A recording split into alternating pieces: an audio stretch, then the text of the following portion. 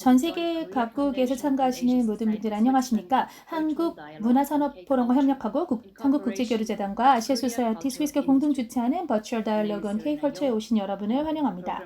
저는 아시아 소사이어티 스위스에서 프로그램 매니저로 일하고 있는 세레나 장이며 지금 스위스 시리에서 다이얼로그에 참가하고 있습니다. 정말 K-팝에 있어서 아주 중요한 시기를 지내고 있습니다. 불과 2주 전에 BTS가 한국 음악 최초로 빌보드 핫 100 싱글 차트 1위를 기록하였습니다. 많은 아이돌 그룹이 국내는 물론 전 세계적으로 수천 또는 수백만 명의 팬을 보유하고 있지만 라이브 콘서트와 앨범 투어는 계속되는 코로나 유행으로 취소되고 있습니다. 오늘 우리는 K-팝이 지난 30년간 어떻게 발전하여 대한민국의 소프트 파워이자 경제 요소가 되었는지, 그리고 K-팝이 오늘날 엔터테인먼트 산업을 기술과 전략으로 어떻게 변화시키고 있는지 살펴보려고 합니다. 다시 한번 한국국제교류재단과 이 특별한 프로그램을 공동 주최하게 된 것을 기쁘게 생각하고 두 기관을 연계하고 프로그램을 진행시켜 주신 아시아 소사이티 스위스의 위원이시자 국제교류재단의 비상근 이사이신 줄리엔 리에게도 특별한 감사를 드립니다. 오늘 토론자분과 한국 엔터테인먼트 산업을 주도하는 전문가분들을 소개해드리기 전에 한국국제교류재단의 이근 이사장님의 인사 말씀을 듣겠습니다. 전 세계에 계시는 동료 여러분들, 한국국제교류재단 이사장으로서 한국국제교류재단과 아시아 소사이어티 스위스가 공동 주최하는 버추얼 다이얼로그 온 K컬처에 오신 여러분들을 반기게 되어서 기쁩니다. 과거에는 우리는 문화를 일종의 사회 운영 체제 또는 사회의 행동 규범이라고 인식하는 경향이 있었습니다. 또는 마르크스주의 개념을 빌려보자면 아마도 슈퍼스트럭처, 상부 구조의 일부라고 보셨을 수도 있습니다. 하지만 이 문화를 시장이나 상품으로 보기 시작한 독창적인 사상가들이 있었고, 이러한 혁신적인 아이디어는 그런 완전함을 추구하게 되었고, 오늘날과 굉장히 다르게 되었고, 특히 SM 엔터테인먼트도 그런 혁신적인 생각을 가졌었습니다. 그래서 오늘 이런 SM 엔터테인먼트 비롯한 그 많은 저명한 연사분들이 오셔서 연설해 주셔서 감사하게 생각하고요. 먼저 SM 엔터테인먼트 그룹의 김영인 총괄사장님, 그리고 한국문화산업포럼 공동대표 이자원 교수님, 그리고 미래산업전략연구소 대표이사 고정민 교수님께서 이러한 대담에 참여해 주신 데 대해서 감사드립니다. 그래서 한국국제교류재단은 지난 5월부터 6월까지 아시아 소사이어티 스위스 등 세계 6대 기관과 공동 협력으로 코로나 바이러스의 도전과 기회를 주제로 KF 버추얼 다이얼로그 시리즈를 개최했습니다. 오늘날 KF는 아시아 소사이어티 스위스와 다시 한번 협력해서 K컬처에 대한 버추얼 다이얼로그를 개최하게 되어서 기쁩니다. 오늘의 주제는 K-팝 및 온라인 콘텐츠, K-팝은 이 포스트 코로나 시대의 엔터테인먼트 산업을 어떻게 변화시키고 있는가 입니다. 이번 이 스페셜 다이얼로그는 코로나가 엔터테인먼트 분야의 패러다임을 어떻게 변화시켰는지, K 엔터테인먼트 산업이 글로벌 엔터테인먼트 사업의 선도국으로서 이 상황에 어떻게 혁신적으로 적응하고 있는지를 논의하기 위해서 마련되었습니다. 신종 코로나 바이러스로 전 세계에서 예정되었던 콘서트, 뮤지컬, 전시 등이 다 취소되거나 연기되면서 이 엔터테인먼트 산업에 막대한 영향을 미쳤습니다. 하지만 이러한 상황에서도 K-팝 슈퍼스타 방탄소년단 BTS는 최근 싱글 다이너마이트로 2주 연속 빌보드 핫 100 싱글 차트 1위에 올랐습니다. 이러한 성공은 K-팝 산업의 혁신의 결과였습니다. 특히 또 이런 혁신은 SM 엔터테인먼트 등 많은 한국의 K-팝 산업에서 이끌었던 주역이었습니다. 친애하는 동료 여러분, 코로나 바이러스는 우리 삶의 모든 측면을 변화시켰습니다.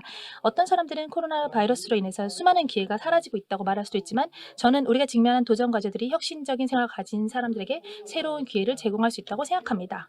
코로나 바이러스가 유행하는 중에도 K-팝 산업은 신기술을 빠르게 채택하고 기술 회사들과 제휴하여 K-팝의 디지털라이제이션을 함으로써 전 세계 청중들 관심을 끌기 위해 이런 혁신들을 모범적으로 보여주고 있습니다. 그 예로서 SM 엔터테인먼트와 JYP 엔터테인먼트는 온라인 플랫폼인 네이버와 손을 잡고 합작회사 비욘드 라이브 스트리밍 콘서트 서비스를 하는 합작회사를 출범했습니다. 이번 제휴는 코로나 바이러스 대유행이 절정에 달했을 때 K-팝 팬들이 봉쇄령 록다운 중에서도 라이브 콘서트를 계속 즐길 수 있는 방안을 마련하기 위해서 만들어졌습니다. 이러한 노력으로 K-팝의 새로운 장이 열렸습니다. 여러분, 오늘 이 웨비나를 통해서 모두 같이 엔터테인먼트 산업의 새로운 미래 이미지를 그려보면서 글로벌 엔터테인먼트 산업의 혁신에 기여할 수 있기를 바랍니다. 한국국제교류재단을 대표하여 이번 대담을 공동 주관해 주신 아시아 소사이티 스위스 그리고 같이 공동 주최를 해주셨고요. 그리고 협력해 주신 한국문화산업포럼 그리고 여기에서 그리고 지금 함께 접속해서 모두 함께 해주시는 모든 시청자 여러분들께 다시 한번 진심으로 감사드립니다. 감사합니다. 네, 감사합니다, 이사장님. 오늘 저희가 그 두 분의 전문가분들에게 이야기를 들어볼 텐데요. 이제 먼저 SM 엔터테인먼트 그룹 김영민 총괄 사장님과 한국문화산업포럼 공동대표이신 이장호 교수님에게 현재 K-팝 환경과 그 태동, 앞으로의 전망에 대한 발제를 듣고요. 그 다음에 미래산업전략연구소의 고정민 교수님과 토론에 들어가도록 하겠습니다. 온라인으로 접속하신 청중들께서는 유튜브의 댓글 기능을 사용해서 질문과 의견을 보내주시면 저희가 적극적으로 모니터링해서 최대한 많은 답변을 드리도록 하겠습니다. 지금 서울에서 이번 행사에 함께하고 계신 두 분의 연사분을 소개하겠습니다. 우선 김영민 연사님은 SM 엔터테인먼트의 총괄 사장이십니다. 잘 아시다시피 SM은 한국의 최대 엔터테인먼트사로서 한류 음악의 선두주자입니다. 슈퍼M, 소녀시대, 샤이니, FX, 엑소와 같은 당대 최고의 아티스트를 매니징하고 있죠. 김 대표님은 1999년 SM에 합류하셨으며 2005년부터는 임원으로 오르신 후에 현재 비욘드 라이브의 CEO 그리고 SM 엔터테인먼트 재팬 플러스 CEO로서 회사를 이끌고 계십니다. 이장우 교수님께서는 경북대 경영학과 교수님이시고요. 문화 경제 방면의 다양한 기관들의 대표나 위원을 역임하고 계십니다. 성공경제연구소 이사장 그리고 혁신경제 미래창조과학부 창조경제자문회 위원, 한국문화산업 포럼 공동대표 등 여러 기관의 대표님이신데요. 또 교수님께서는 한경영이라는 책을 비롯하여서 퍼스트 무버, 4차 산업혁명의 선도자들 그리고 창조경영 등 10여 권의 저서를 출간했습니다. 오늘 그 두 분 연사님들 참석해 주셔서 굉장히 감사합니다. 김영민 사장님 발표 먼저 부탁드리겠습니다. 예, 안녕하세요. 지금 소개받은 SM 엔터테인먼트 그룹의 그룹 CEO를 맡고 있는 김영민입니다.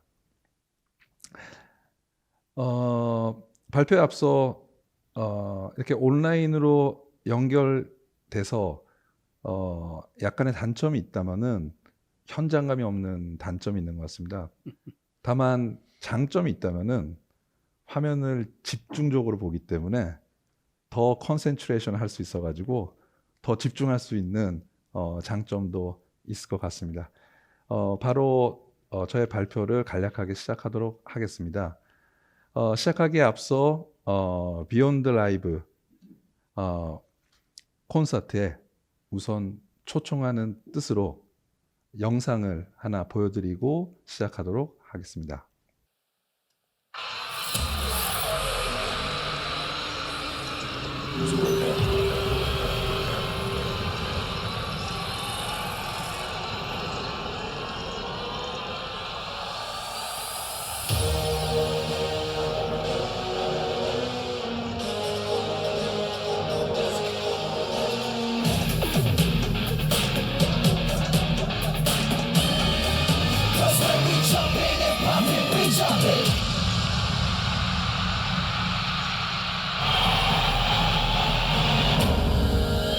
비욘드 라이브.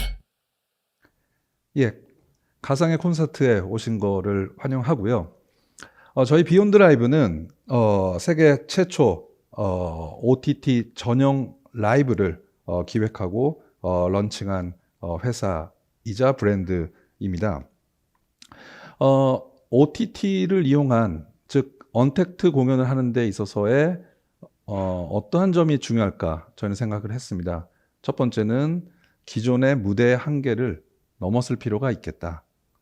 그리고 기존의 기술만의 한계를 넘어설 필요가 있고, 또한 사람들의 상상을 넘어서는 그러한 콘서트가 이 세상에 나왔으면 좋겠다라는 생각을 하였습니다. 세상은 물론 이제 언택트 시장이라고 불리고 있습니다만은 가장 오늘 이야기에 앞서 제가 중요시하고 있는 것은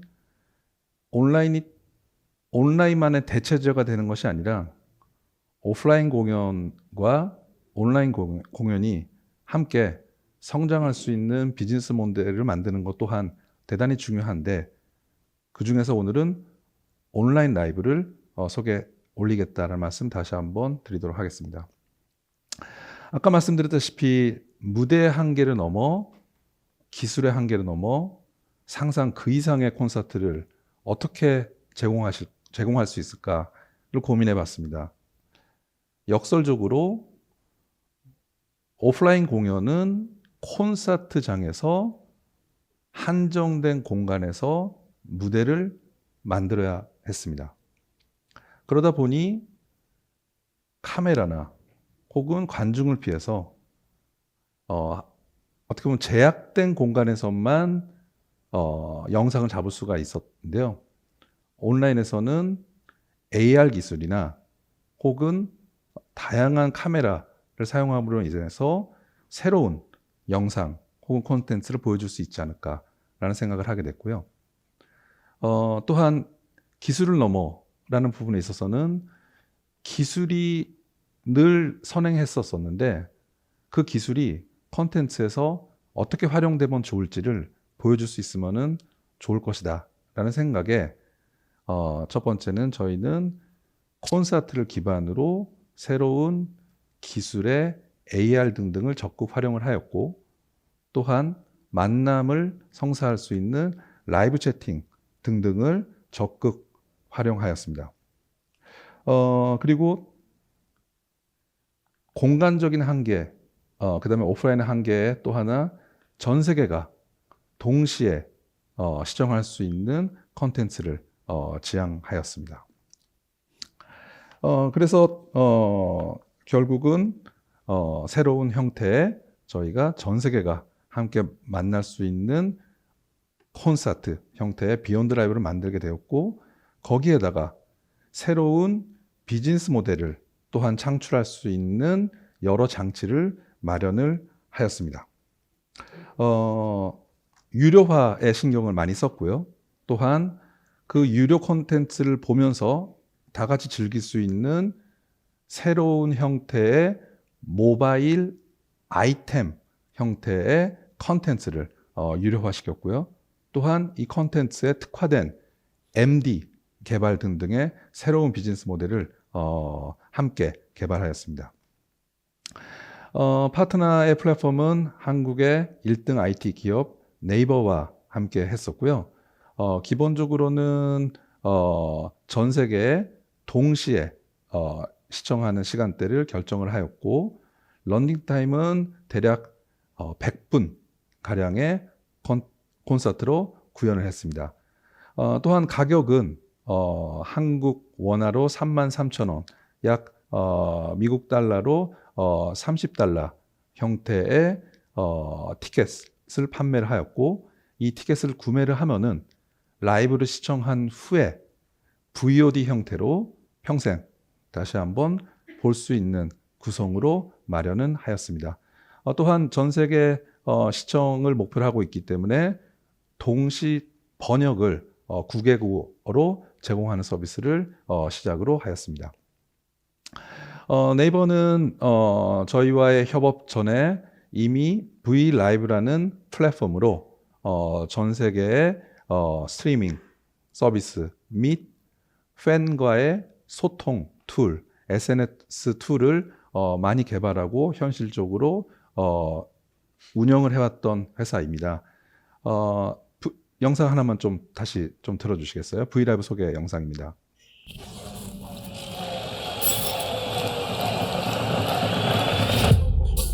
Get ready.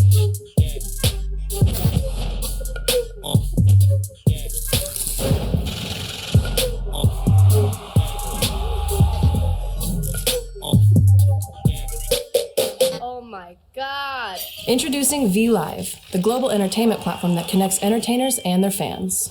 Welcome. Build meaningful connections with fans through live streams. I think it's been about like a year since we did a live like this. Grow your fan base with premium live events produced by V. Listen to our song. Stay It's gonna be tuned. released in an hour. Congratulations on winning the award. Okay.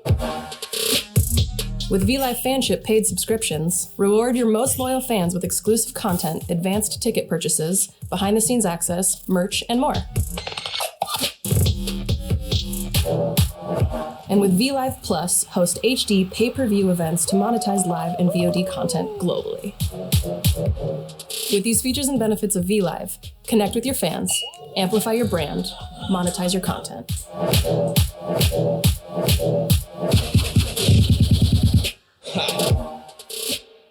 예, 지금 보셨다시피 첫 번째 가장 중요한 것은 역시나 좋은 컨텐츠인 것 같습니다. 즉 좋은 공연을 기획하고 개발하는 일인데요. 그거 못지않게 중요한 것은 안정적인 스트리밍 플랫폼, 또한 스트리밍이기 때문에 아쉬움은 있습니다만은 서로가 소통할 수 있는 커뮤니케이션 툴 등등이 복합적으로 잘 갖춰주고 실행되어 왔던 브이라이브와 저희가 손을 맺게 되었습니다. 자, 지금서부터는 실질적으로 저희가 어떤 영상 기술과 융합돼서 해왔는지를 간략하게 좀 보여드리도록 하겠습니다. 제일 처음에 저희가 모셨던 가상의 공연장이 있었었고요. 또한 기존의 백스테이지에서의 영상과 앞에 가수만 있었던 그런 영상에서 벗어나 AR 기술을 적극 활용해서 마치 가상의 공간에서 가수들이 자기의 퍼포먼스를 충분히 표현할 수 있는 여러 장치를 마련을 하였습니다. 그리하여 그 노래의 제목에 걸맞는 여러 AR 장치를 좀 전문적으로는 T, 즉 네거티브에 있는 글씨서부터 앞에 파지티브까지 쭉 끌어낼 수 있는 이러한 효과를 적극 많이 활용을 하였습니다. 제일 처음에 무대 한계를 넘어라고 했었는데요. 재밌는 캐치프레이즈로 저희는 비욘드 라이브는 앞으로 달 위에서도 공연할 수 있다고 생각하고 있습니다. 또한 물 속에서 수중에서도 공연을 할 수 있다고 생각합니다. 그러다 보니 무대에서는 호랑이를 부를 수도 있고 자동차가 나올 수도 있고 용이 날아다닐 수도 있고 또한 최신 매트릭스 기법을 쓰면은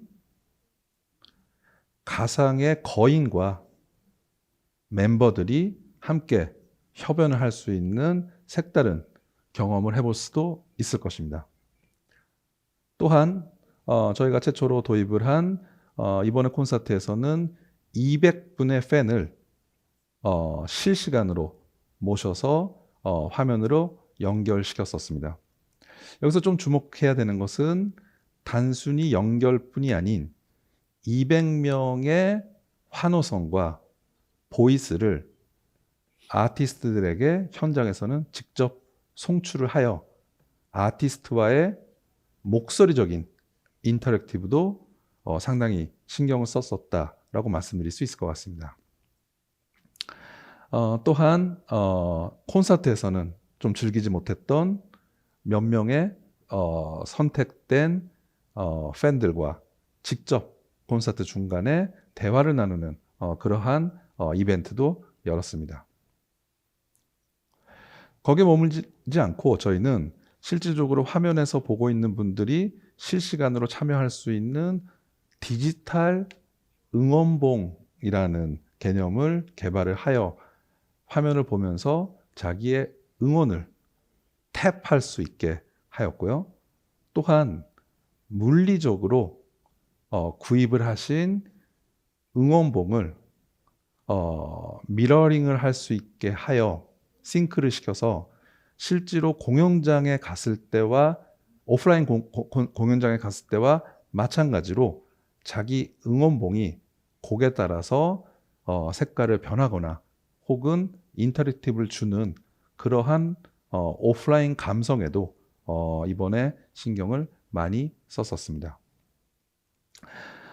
많은 가수가 참여를 했었고요. 예, 저희가 4월 26일 미국 빌보드 1위를 했던 슈퍼엠을 시작으로 중국에서 지금 가장 주목받고 있는 중국인 신인 웨이브에서부터 TVXQ, NCT, 슈퍼주니어까지 매주 공연을 성황리에 마쳤고요.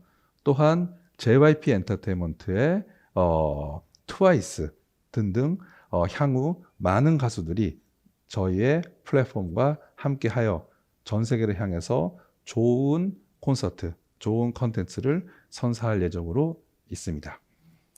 각각의 가수들은 많은 어떻게 보면은 기록과 레퍼런스를 남겨 주었습니다. 이러한 가수들의 아티스트들의 노력으로 인해서 결과적으로 저희는 129개국의 동시 시청을 할 수 있을 정도의 고객을 만날 수 있게 됐고 190만 명에 달하는 컨슈머들이 저희 라이브를 유료로 시청을 해주실 수 있는 어떻게 보면은 시장을 함께 컨슈머와 아티스트와 비욘드 라이브가 만들어낼 수 있는 것 같습니다. 팬들의 반응은 아무래도 어디서든 볼 수 있다라는 장점을 많이 꼽아주신 것 같고요.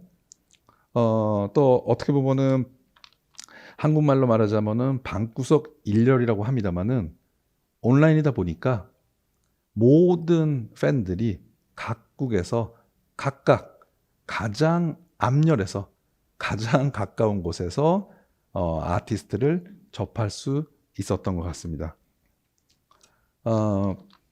그래서 또 AR이나 멀티뷰 형태의 새로운 각도에서의 아티스트를 접할 수 있어서 결과적으로는 새로운 어떻게 보면 가치를 공유할 수 있었다라는 팬의 리뷰들이 가장 많았었고요. 추후에도 이러한 콘서트가 더 많이 열렸으면 좋겠다. 그러나 이 콘서트를 보고 끝나는 것이 아니라 코로나가 끝나거나 혹은 직접 만날 수 있을 기회가 있으면은 더 보고 싶다.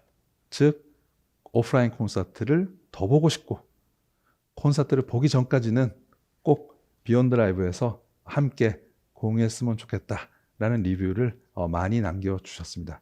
앞으로 더 진화되는 비욘드 라이브를 개발하도록 하고요. 좋은 모습을 많이 보여줄 수 있었으면 좋겠습니다. 예, 이상입니다. 감사합니다. 네, 김영민 대표님 감사합니다. 이제 바로 이장호 교수님의 발표를 듣도록 하겠습니다. 안녕하세요.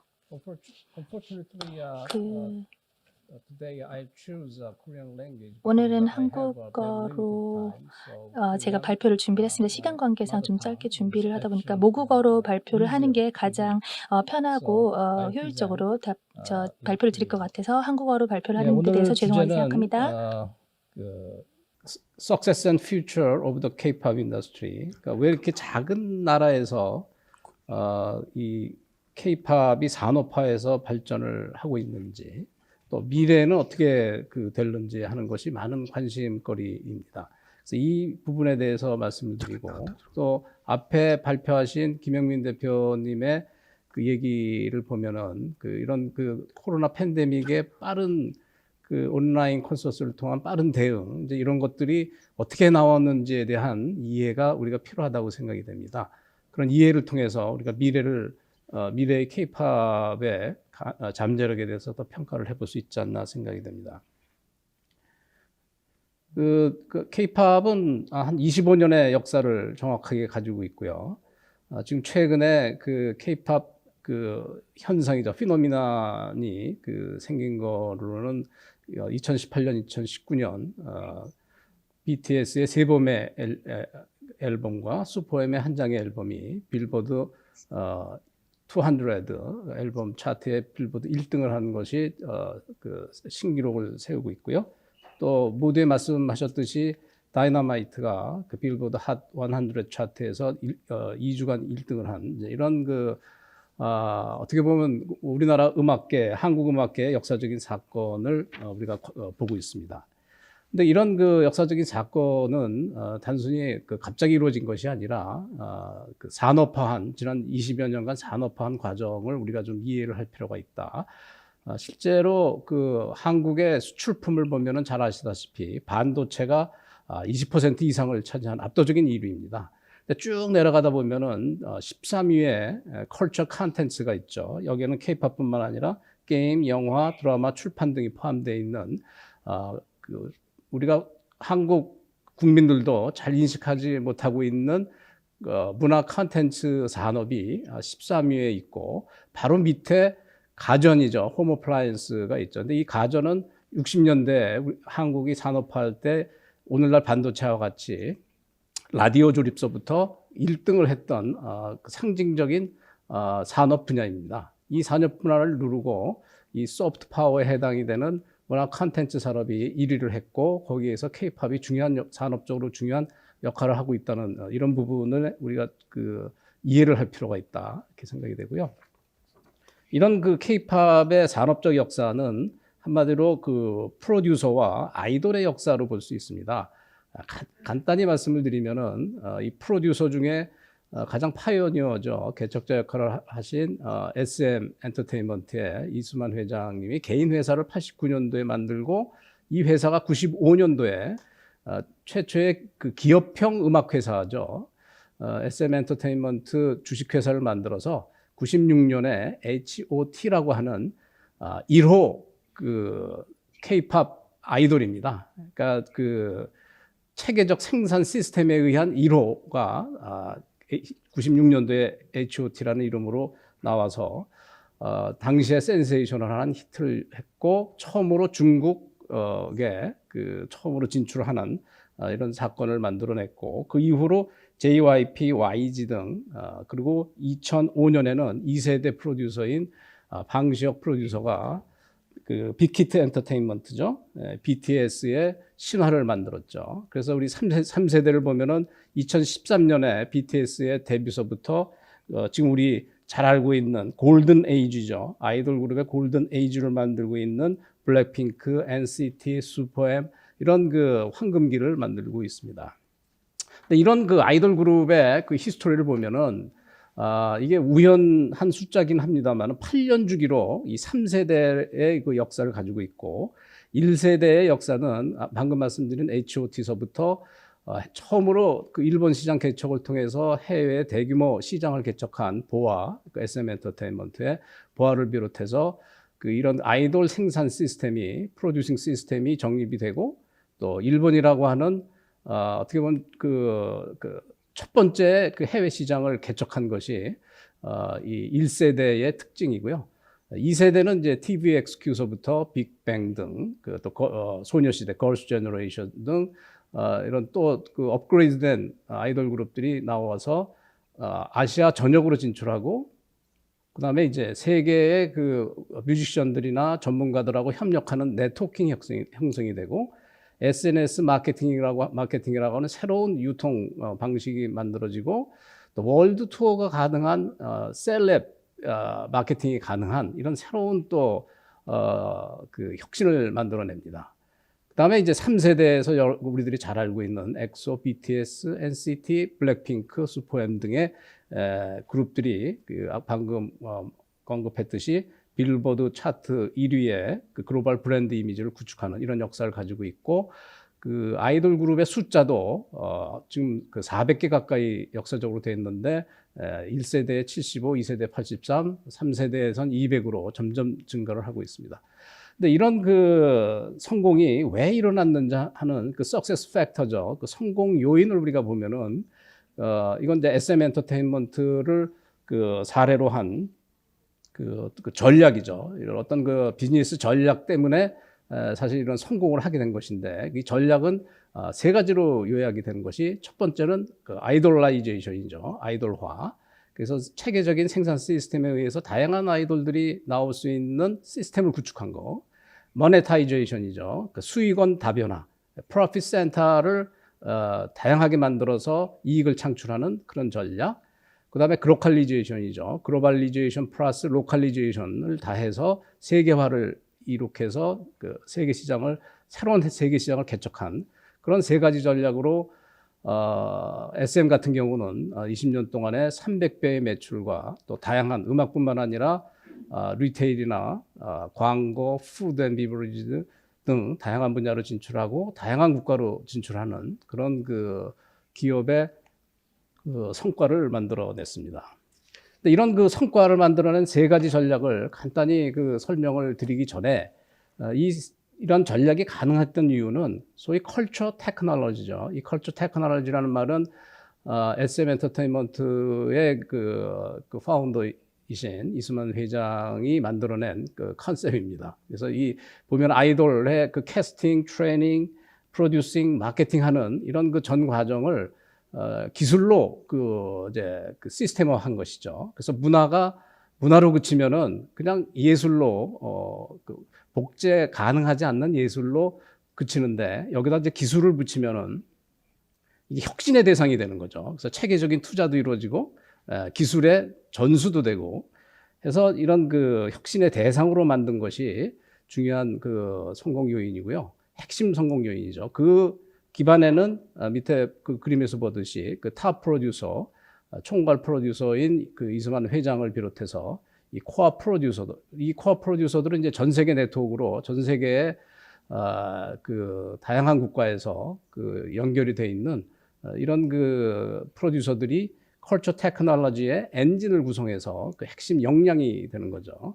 그래서 이 역량을 중심으로 해서 아이돌화죠. 아이돌라이제이션의 이런 그림과 같이 20여 개에 이르는, 그동안 SM 사례 같은 경우는 그 20개 가까운 아이돌 그룹들이 나왔고 프로듀싱이 된 것이죠. 그거 보면 가장 크게 성공한 H.O.T, 보아, TVXQ, 엑소, NCT 등등이 있지만은 또 그보다 성공이 못한 또는 경우에 따라서는 성공하지 못한 이런 그 그룹들도 있습니다만은, 이러한 그 아이돌 그룹들이 이 포트폴리오를 형성을 해서 그림에서 보는 바와 같이 기업 전체로는 이 수익이 꾸준히 성장을 하는, 그런 안정적인 성장을 하는 이런 전략을 펼친 것이죠. 두 번째는 이제 모니타이제이션이죠. 그 수익원 다변화입니다.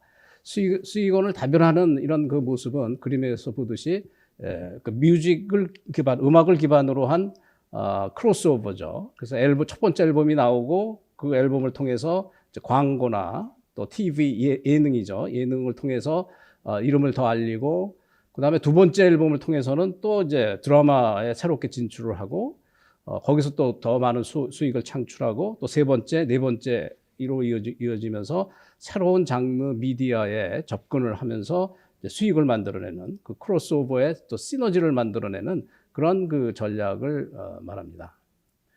세 번째로는 그 글로컬리제이션이죠. 글로컬리제이션은 이제 글로벌리제이션 플러스 로컬리제이션이죠. 그래서 그림에서 보듯이 전 세계의 그 일본, 대만, 타일랜드, 중국, 미국 등 그 현지 법인을 통해서 현지화를 하면서, 그다음에 이제 전 세계의 그 전문가들과 또는 작곡가들과 그 네트워크를 형성을 해서 지금 한 그 1,000명이 넘는 전문가들 그룹과 그 세계에서 공통적으로 통할 수 있는 음악 콘텐츠를 만들어서, 여기 보시다시피 그 유튜브 뷰 수를 보면은 이게 지금 260억 그 비율 이상의 지금 그 비율을 확보하는 이런 그 성과를 만들어내는 소위 이제 글로벌리제이션이죠. 글로벌화의 성과를 만들어내는 이런 그 전략을 또 하나의 그 성공 요인으로 실천을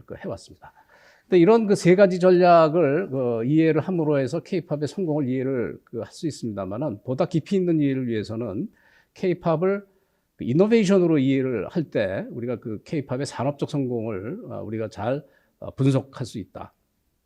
그 이노베이션이라는 용어는 이제 슈페터의 조지프 슈페터의 그 이노베이션 개념에 입각해서 볼 때 첫 번째 그 신제품이죠. 뉴 프로덕트로 그 비저블 뮤직이죠. 그러니까 기존에 듣는 음악에서 보는 음악. 또 말씀하신 아이돌 프로듀싱 시스템에 의해서 그 생산 시스템을 또 혁신을 하고 또 해외에서 니치 마켓이죠. 매니아들에 의한 글로벌 팬덤으로 신시장을 만들어내는 이런 그 혁신으로 그 우리가 이해를 할 수 있고 이런 혁신으로 인해서 이런 그 5가지 성과를 만들어내는 거죠. 이런 아이돌 프로듀싱 시스템, 또 일본이란 새로운 시장을 개척하고 해외 협력 네트워크를 구축하고 그다음에 이제 그 셀리브리티 마케팅이 가능하게 하고 빌보드 1위의 브랜드 이미지를 만들어낼 수 있는 이런 성과를 만들어내고 있고 결과적으로 이런 그 성과라는 것은 그러니까 이노베이션을 가능하게 한 거는 이런 그 소위 이제 그 이노베이터기도 하고 엉트러프너라고 할 수 있는 혁신가들에 의해서 만들어지는 것이고 K-팝을 대표하는 혁신가로서는 쭉 말씀드린 이수만 프로듀서 이외에 그 JYP, YG 또 최근에 큰 성공을 거두고 있는 빅히트의 방시혁 프로듀서 같은 그 개인들의 그 도전과 전략에 의해서 이제 가능한 것이고요. 그걸 그림으로 간단히 나타내 보면은 이런 그 모멘텀이 혁신의 모멘텀이 꾸준히 이루어져서 혁신이 어떤 생산물을 만들어내는 것이죠. 근데 이게 시작은 이노베이터들이 앞에 그 말씀하신 역사적으로 보면 5명의 이노베이터들이 그 환경에 대응을 하는데 이 환경이라는 게 항상 좋은 게 아니고 특히 K-팝 같은 경우는 위기 속에서 만들어졌습니다. 그래서 이 K-팝이 시작할 때는 이 불법 다운로드와 그 음반 시장의 붕괴로 거의 회사가 도산 직전에 하는 이런 위기를 기회로 바꿔내는 전략. 그 전략에 대해서 이제 3가지를 말씀드렸죠. 아이돌화, 모니타이제이션, 글로컬리제이션 이런 3가지 전략을 통해서 기회로 만들어낸 거죠. 위기를. 그래서 마침 그 당시에 중산층의 세계 중산층의 증가로 그 음악 시장이 커지고 또 SNS 마케팅이 가능하게 되는 이런 그 상황을 잘 활용했던 것이 K-팝 이노베이션의 중요한 그 내용이고 이런 내용을 통해서 과연 K-팝의 미래가 어떻게 될 것이냐도 우리가 파악을 할 수 있다고 생각이 됩니다. 그래서 이 이노베이터들이 어떻게 지금 말씀드린 5명의 그 이노베이터뿐만 아니라 신세대 프로듀서들이 나와서 어떻게 활동을 하고 있는지를 보면은 K-팝의 미래를 짐작을 할 수 있고 또 역시 지금 현재 그 코로나 그 팬데믹의 위기가 그 음악 산업에서도 K-팝 산업에서도 중요한 위기입니다. 그다음에 음악 산업이 계속 디지털화되고 있는 기술적인 그런 위험 이런 위기들을 이번에 또 20년 넘은 이 시점에서 어떻게 또 극복을 할 것이냐 하는 이런 그 문제에서 그 신개념의 아이돌 그룹이라든가 해외의 그 기존의 그 세계 최강의 미디어 회사들, 음악 회사들하고의 협력, 그다음에 오늘 주제인 온라인 콘서트라고 하는 이런 새로운 개념들을 통해서 우리가 이런 또 그 위기를 기회로 만드는 노력을 지금 하고 있다 이렇게 생각이 되고요. 그리고 이제 음악 자체는 상당한 잠재력을 가지고 있기 때문에 규모 자체는 전 세계적으로 전체 GDP의 0.1%밖에 안 되는 음악이지만은 그 음악 산업이 미치는 파급 효과는 이 사람을 바꾸는 이런 그 산업이기 때문에 그 커다란 국가적으로도 매력적인 산업이다. 한국의 수출입은행의 통계에 의하면은 일부 수출이 음악 일부 수출이 다른 소비재 수출의 17.7배죠. 일불이 17.7불의 그 유인 효과를 가져오는 이런 그 통계 수치도 발표가 됐습니다. 그래서 앞으로 기술 변화에 대해서 그 음악이 지금 오늘 주제인 온라인 콘서트에서 수많은 기술들이 적용이 됐듯이 앞으로도 이런 그 기술 융합 음악과 기술의 융합이 새로운 그 음악 시장을 열고 엔터테인먼트 시장을 그 변화시킬 것이라고 생각합니다. 그 가운데서 그 지금까지 분석한 내용을 봤을 때 K-팝의 혁신의 모멘텀은 그런 그 위기를 기회로 바꾸는데 상당히 강한 아직까지도 강한 그 면모를 보이고 있다. 그래서 그 미래가 상당히 기대가 된다고 저는 생각을 하고 있습니다. 네, 감사합니다. 네, 두 분 연사님들 다시 한번 감사합니다. 토론을 시작하기 전에 세 번째 연사분을 소개하고자 합니다. 홍익대학교 경영대학 문화예술학과 고정민 교수님이십니다. 현재 미래산업전략연구소 대표이사직을 역임하고 계시는데요. 이 연구소는 창의산업 및 예술 지식서비스 산업, 한류, 문화산업에 중요한 컨설팅을 제공하는 싱크탱크입니다. 홍익대학교 교단에 서기 전에 고 박사님께서는 삼성경제연구소에서 24년간 연구하셨고요. 삼성 엔터테인먼트 그룹의 기획이사로서도 활동하셨습니다. 환영합니다. 박사. 예, 감사합니다. 홍익대학교의 고정민 교수입니다. 두 분의 발제를 들었는데 두 발제가 서로 잘 연결이 되는 것 같습니다. 이장호 교수는 이제 K-팝이 이렇게 성공한 여러 가지 요인에 대해서 설명을 했고, 그 요인이 세 가지가 있다라고 설명을 하셨고, 그리고 이제 SM 케이스를 가지고 분석을 했습니다. 그리고 K-팝을 이끄는 건 역시 이노베이터들이고 여기에서 혁신이 일어나는 그런 과정에서 K-팝이 지금까지 발전이 되어 왔는데 또 그 김영민 대표는 이 이노베이션의 하나로 이런 비욘드 라이브를 소개를 한 게 딱 연결이 잘 되는 것 같습니다. 그래서 좋은 발표들이었다고 생각을 합니다. 먼저 김영민 대표의 발표에 대해서 몇 가지 코멘트를 해보겠습니다. 지금 팬데믹 시대인데 이 시대에 아주 좋은 그런 콘텐츠라고 생각이 되고 또한 비즈니스 모델이라고 생각이 듭니다. 그래서 저도 이걸 보고 상당히 놀랐는데 여기에는 여러 가지 장점이 있을 것 같습니다. 지금까지 오프라인 라이브에서 했었던 여러 가지 그런 활동들에 비해서 여러 가지 장점이 있는데 예를 들어서 전 세계를 대상으로 해서 동시에 많은 사람을 대상으로 해서 공연을 할 수 있다는 그런 장점들, 그 다음에 쌍방향성이 인터랙션이 가능하다는 거, 그러니까 이거를 보면서 어떤 의견도 낼 수 있고 그런 쌍방향이 가능하다는 거, 이런 장점도 있을 수가 있고 또 오프라인 라이브에서는 그 관객이 한정이 되어 있는데 이거는 온라인으로 하면 수많은 관객이 여기에 접속을 해서 들을 수 있다는 그런 장점들, 여러 가지 장점들이 있을 것 같습니다. 과거에 사실은 그 니어 홀로그램이라고 그래서 가수가 실제로 출연은 안 하고 그냥 영상을만 보여주는 그런 것들이 있었습니다. 그런데 이게 한계점을 가지고 있어서 그 뒤에는 좀 호황을 이루지 못하고 그냥 사라져버린 그런 현상들을 벌어졌었는데 이번에 이런 시스템은 실제로 가수가 나와서 활동을 하고 또 뒤에 배경은 또 온라인으로 여러 가지 효과를 연출을 하는 걸 보면 과거와는 많이 다른, 그리고 실질적이고 정감이 있고 또 인간적인 그런 콘서트라고 생각이 돼서 과거와는 많이 다른, 또 한 단계 진보된 그런 모델이라고 생각을 합니다. 그래서 이제 앞으로도 이런 발전된 모델이 계속 나왔으면 좋겠고 또 이 모델이 전 세계의 어떤 표준 모델이 됐으면 하는 그런 바람입니다. 그리고 이장호 교수도 여러 가지 발표를 하셨는데 이제 세 가지의 전략에 의해서 K-팝이 성공을 했다. 아이돌라이제이션, 모니타이제이션, 글로컬라이제이션, 이거는 저도 동의를 합니다. 아까 그 발표 중에 콘텐츠 산업, 그러니까 문화 산업의 수출액이 한국에서 13위라고 그런 얘기를 했습니다. 문화 산업이 정말 다른 어떤 산업에 비해서도 수출액이 상당히 많다고 생각이 드는데 특히 제가 주목하고자 하는 거는 그 12위까지 그러니까 앞에 12위까지 서비스 산업은 하나도 없다는 겁니다. 그러니까 다 제조업에서 그런 수출을 이뤘다는 것이거든요. 근데 유일하게 서비스 산업이 13위에 랭크가 된 겁니다.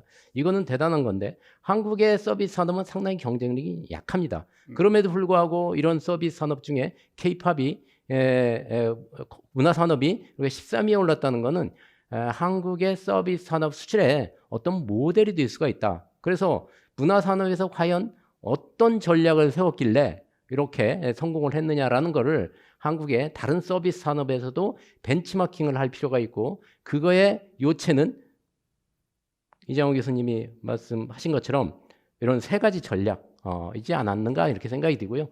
또 거기에는 또 이노베이터들이 중요한 역할을 했죠. 한국의 이 음악 산업에서 이노베이터들은 많은 역할을 했었는데 예를 들어서 트레이닝 시스템을 한국에 도입을 했다거나 그리고 또 프로듀싱 시스템을 한국적으로 적용을 했다거나 또 한국의 K-팝은 국내 시장만 가지고는 한계가 있습니다. 그래서 일찍부터 해외에 어떻게 나가서 성공할 것인지 그런 해외에서의 비즈니스 모델들을 개척을 했습니다. 이런 여러 가지 것들을 했고 그런 역할을 하는 데 있어서 또 이수만 회장의 역할도 상당히 컸다고 생각을 합니다.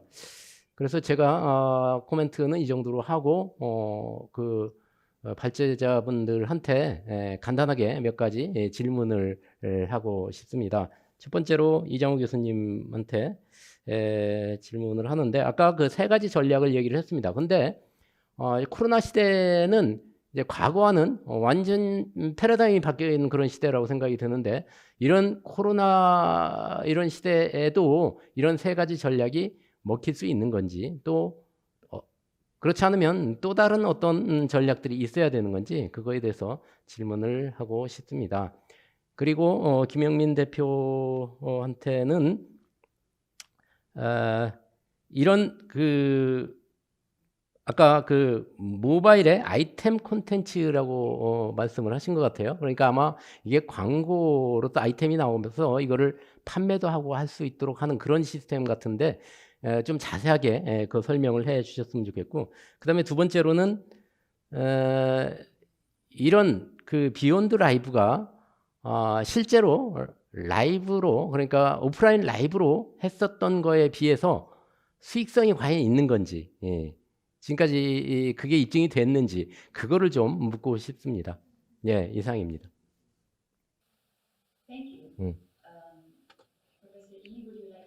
감사합니다. 그러면 이정훈 교수님께서 먼저 답변해 주실까요? 예, 간단히 제가 시간을 많이 써서 대답은 간단히 하겠습니다. 이 세 가지 전략 이외에 새로운 환경 변화 위기에 대응하기 위한 새로운 전략들이 나오고 있고요.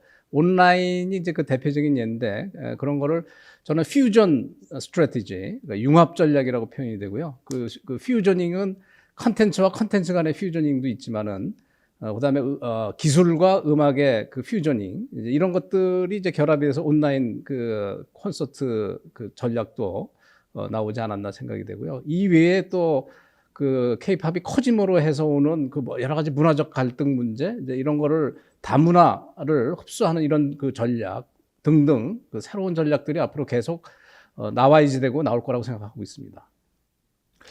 예. 두 가지 질문 주셨던 것 같은데요. 첫 번째, 새로운 형태의 디지털 아이템의 구체적인 실예에 대한 질문이 있었던 것 같습니다. 모바일 환경이기 때문에 할 수 있는 컨텐츠를 개발을 했고요. 가령 모바일 화면에서 콘서트를 보면서 실시간에 응원을 하고 싶을 때 쉽게 말씀드리면 유튜브의 도네이션 형태에 본인이 얼만큼 열성적인 응원을 보내냐를 비즈니스화 시킨 부분도 있고요. 또한 그 응원의 형태를 하트 혹은 응원봉 혹은 이모지, 에모지 형태로 보낼 수도 있고 또한 그 모바일 디바이스를 거치할 수 있는 오프라인적인 거치대 혹은 등등 다양한 컨텐츠를 실제로 만들어내서 선보였고 앞으로도 더더욱 선보일 예정이고요. 나아가서는 버추얼 환경에 VR 화면을 썼을 때 입장객이 본인의 드레스업을 달리할 수 있거나 본인이 변신하고 들어갈 수 있는 그러한 발전 가능성까지 무한하다고 보고 있습니다. 두 번째 수익성에 대한 질문을 대답을 하면은 오프라인 콘서트의 파괴력은 물론 대단하다고 생각합니다. 다만 오프라인 콘서트의 수식은 그 베뉴의 캐퍼시티, 즉 10,000명이면은 10,000명 곱하기 입장료의 코스트를 뺀 형태이기 때문에 수익성을 어떻게 보면은 비례적으로 올리려면은 횟수를 늘릴 수밖에 없는 것 같습니다. 물론 콘서트 티켓을 10만 원이 아닌 10불이 아닌 100불을 받는다 형태의 입장료를 올릴 수도 있겠습니다만은 안타깝게도 횟수를 관객 수를 늘릴 수 있는 비즈니스인 반면 비욘드 라이브는 이론적으로는 60억, 70억이 볼 수 있기 때문에 일정 코스트를 BEP 포인트를 넘어서서는 비약적으로 들어온다라는 부분이 있기 때문에 간단하게 말씀드리면은 5만 명 이상이 시청했을 경우에 충분히 프로핏이 남는 모델이라고 말씀드릴 수 있을 것 같고 마지막에 처음에 말씀드렸다시피 비욘드 라이브는 비욘드 라이브만의 비즈니스 모델이 아닌 오프라인과 공존한다고 말씀드렸습니다. 즉 밸류 체인이 바뀐 것뿐입니다. 예전에는 오프라인 콘서트를 하고 그 오프라인 콘서트의 방영권을 방송국 등등에 2차 세일즈를 하고 그 영상을 DVD로 만들어서 판매를 하는 형태, 즉 영화에서 말하는 밸류 체인을 오프라인서부터 시작했다면은 어찌 보면은 비욘드 라이브는 온라인에서 보여줬습니다만은 그 부분을 대려 스페셜 패키지에 DVD화 시켜서 또한 현지에서 각국에서 실물을 보고 싶은 오디언스가 있는 곳에 가서 또 다른 오프라인 공연을 연동시킬 수 있는 즉 밸류 체인을 바꿔놓은 비즈니스 모델이라고 좀 표현하고 싶고 밸류 체인과 또 하나는 마지막에 스크린을 모바일만이 아닌 TV, 버추얼 등등 N 스크린으로 낼 수 있기 때문에 향후 비즈니스 모델은 대단히 유망하다라고 감히 확신하고 있습니다. 네, 감사합니다. 이제 그 온라인에서 질문을 받아볼 텐데요. 저희 지금 시간 관계상 몇 가지 질문을 받으려고 하는데 김영민 대표님께 질문하겠습니다. 그러면 버추얼로 지금 아티스트가 어떻게 관객과 호흡할 수 있다고 생각하시나요? 또 라이브보다는 어떻게 하면 또 버추얼에서 더 잘 공연을 할 수 있을까요? 우선 K-팝에 조금 집중해서 말씀을 드리면은 K-팝은 음악의 장르를 두고 있습니다만은 실질적으로는 팬덤 비즈니스와 대단히 결합되어 있다고 생각합니다. 즉 오디언스는 노래를 듣고 퍼포먼스를 보고 있습니다만은 거기에 호응할 수 있는 그러한 재미를 이미 알고 있는 오디언스가 대단히 많습니다. 오프라인만큼의 감동은 없을 수는 있겠습니다만은 그 부분을 많이 이끌어낼 수 있는 퍼포먼스를 많이 준비를 하였고요. 그 부분에 대해서 인터랙티브를 줄 수 있는 장치를 많이 마련해 두었습니다. 실례로 K-팝의 라이브를 보면은 노래를 부르는 동안에 중간중간에 응원을 하는 어떻게 보면은 인터랙티브가 있습니다. 그러한 곡에 대해서는 확실하게 호응할 수 있는 구간의 음향적인 강약을 두는 등 아주 미세한 부분까지 호응할 수 있도록 하고 있고요. 또한 아까 말씀드렸다시피 오프라인 응원봉이나 혹은 화면이나 모두가 공동체로 참여하고 있다라는 느낌을 줄 수 있는 비주얼적인 효과도 많이 좋습니다. 나아가서는 어찌 보면은 조금 다른 얘기긴 합니다만은 다 같이 맥주 한 잔 마시면서 혹은 뭐 치킨을 먹으면서 볼 수 있는 공연 등등도 앞으로는 생겨날 것으로 보고요. 그 디지털 아이템에서 맥주를 이렇게 누르면은 집에 맥주가 배달돼서 공연을 보면서 맥주를 마시는구나 등등까지도 저는 발전할 수 있다고 생각합니다. 네, 감사합니다. 저 질문 하나만 더 드리려고 하는데 이장호 교수님께 질문 드리겠습니다. 그리고 질문 고정민 교수님에게도 질문을 드리고 싶은데요. 한 가지씩 질문 드리겠습니다. 그 두 분이 생각하신 어떤 분석을 보시면 그래서 이런 플랫폼이 어떻게 그러니까 팬데믹이 이제 지나고 난 이후에도 이런 플랫폼이 어떻게 작용을 하게 될 것인지 어떤 모습으로 진화를 해야 될지에 대해서 질문드리고 싶습니다.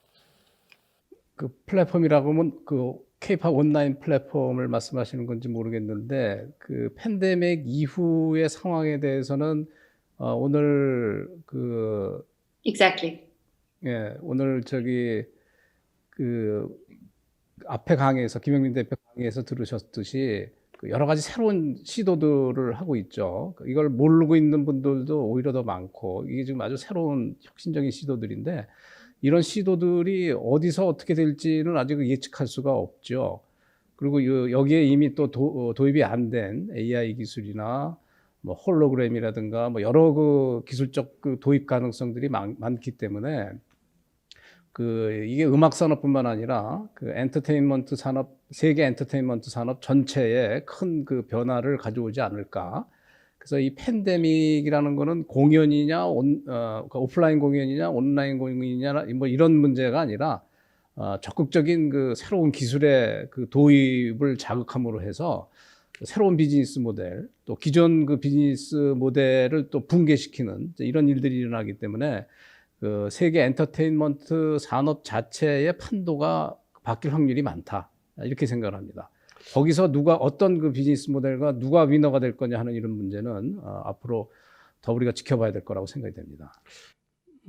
예, 이어서 제가 말씀을 드리겠습니다.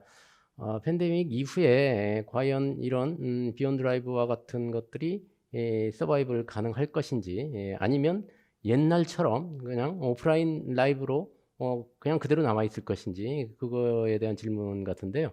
제가 생각하기에는 팬데믹이 없어진다고 하더라도 두 개가 공존할 것이다. 저는 그렇게 생각을 합니다. 이걸 쉽게 설명을 드리면 익숙해진다는 것이죠. 그러니까 이 온라인을 사용하는 걸 처음에는 굉장히 거부감이 있었어요. 저도 학교에서 강의를 합니다만은 요새 학교에서 다 온라인으로 강의를 합니다. 근데 처음에는 정말로 불편했어요. 학생들도 불만이 많고 교수들도 불만이 많았었어요. 근데 지금은 오히려 더 편해합니다. 이게 지방에서도 들을 수가 있고 멀리 해외에서도 이걸 들을 수가 있고 또 내가 그때 학교까지 가지 않아도 되는 거고 또 그 인터랙티브도 가능합니다. 이런 여러 가지 그 장점들이 있기 때문에 사람들이 여기에 익숙해집니다. 그래서 과거처럼 다시 캠퍼스에 나와서 강의를 들으라고 하면 많이 불편해하는 사람들도 있을 거라 그런 얘기입니다. 그래서 이런 비욘드 라이브와 같은 것들이 이제 어느 정도 소비자들한테 익숙해지면 오히려 이게 더 비즈니스 모델로서 더 유망할 가능성도 있다. 그렇지만 오프라인 라이브가 없어지지는 않았겠죠. 만약에 팬데믹이 끝나면 다시 이제 오프라인 라이브도 활성화되겠지만 이 온라인 라이브도 여전히 생존하고 그 나름대로의 비즈니스 모델을 계속 가지고 있을 것이다. 그러니까 지속될 것이다. 저는 그렇게 생각을 합니다. 감사합니다. 이것으로 오늘 발제해 주신 김영민 대표님, 이장호 교수님, 고정민 교수님 감사드리고 행사를 공동 주최한 한국국제교류재단도 감사 말씀드립니다. 질문과 의견을 남겨주신 온라인 청중분들도 감사합니다. 더 많은 웹캐스트나 토론을 찾아보시려면 아시아소사이어티 웹사이트 asiaSociety.org 스위스랜드를 방문하거나 국제교류재단의 유튜브 채널을 통해서 시청하실 수 있습니다. 감사합니다. Thank you.